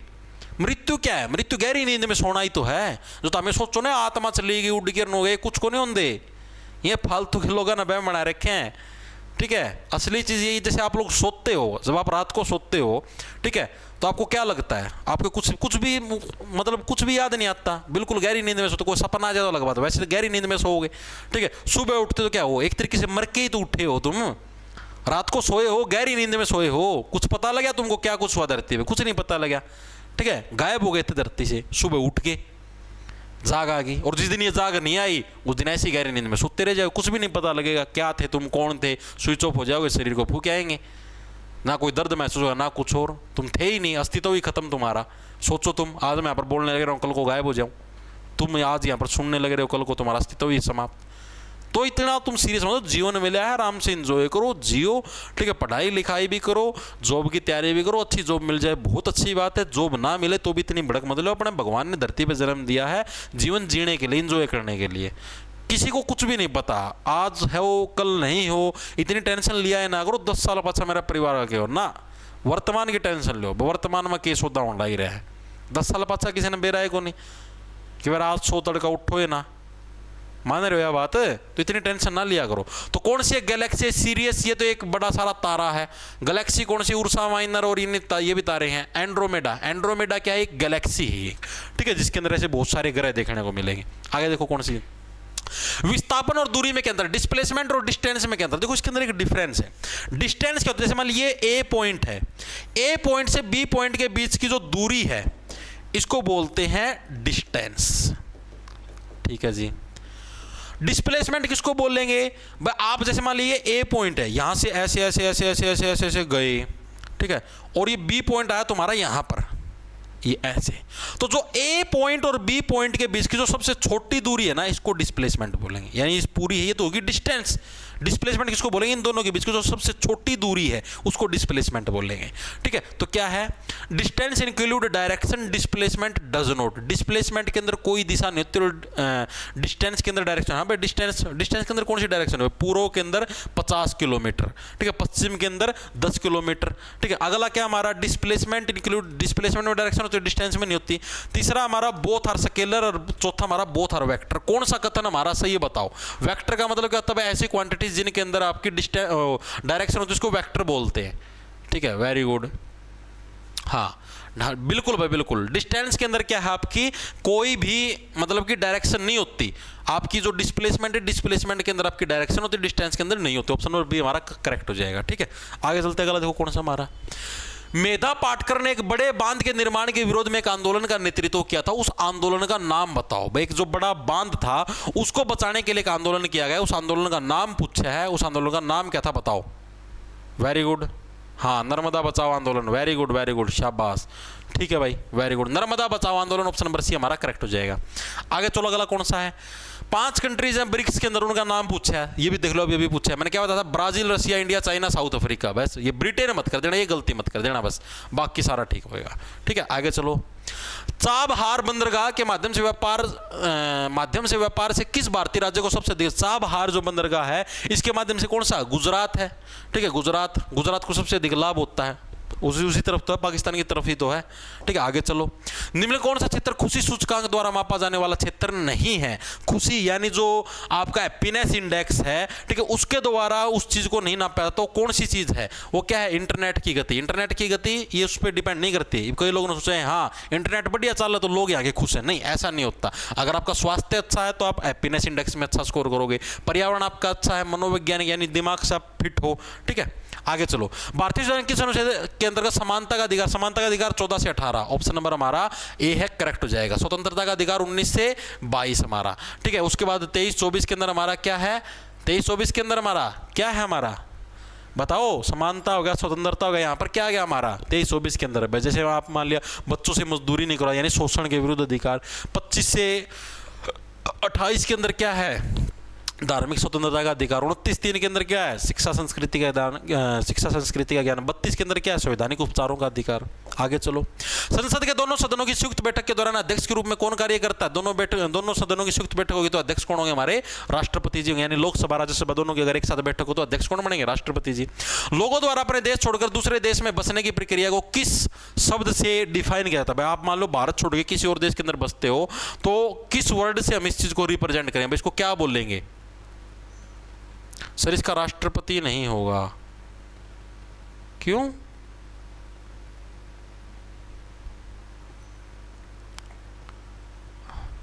सर राष्ट्रपति तो लास्ट में निभाएगा, पहले तो लोकसभा अध्यक्ष ही निभाएंगे।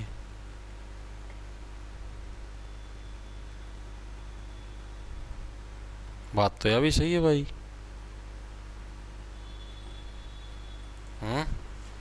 बात तो ये भी सही, दोनों हो सकते हैं, तो ये प्रश्न भी गलत है मानो भाई फिर तुम।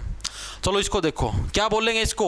आप्रवासन, उत्प्रवासन, शहरीकरण या उत्प्रवासन, इमिग्रेशन। ठीक है, ऑप्शन नंबर बी करेक्ट हो जाए। आप एक देश को छोड़ दूसरे देश में जाना है। आप्रवासन मतलब कोई दूसरे देश को छोड़ के अपने देश में, उसको आप्रवासन बोलेंगे। ठीक है भाई, तो ये थे भाई आपके टॉप सेलेक्टेड क्वेश्चन। ठीक है, ये आपको वीडियो कैसी लगी कमेंट करके जरूर बता देना। और आगे अब सीजीएल के भी क्वेश्चन करवाने हैं या नहीं करवाने कमेंट करके बता देना, उसके हिसाब से करवा दूंगा। ठीक है, वीडियो कैसी लगी जरूर बताना। सभी को राम राम, धन्यवाद। लांडा ले लो, खींच जाओ फटाफट। ठीक है, और जिसको भी भाई दिल्ली पुलिस कांस्टेबल की तैयारी करनी है, जिक्के पढ़नी है, तो जॉब्स टारगेट के नाम से आपको अपना ऐप मिल जाएगा प्ले स्टोर पर, उसको डाउनलोड कर लेना। उधर कोर्स के सेक्शन के अंदर जाओगे तो उधर आपको कंप्लीट जिक्के का या दिल्ली पुलिस कांस्टेबल का कोर्स मिल जाएगा, आप उसको परचेज कर सकते हो। ओके भाई, ठीक है भाई, मिलते हैं अगली क्लास में।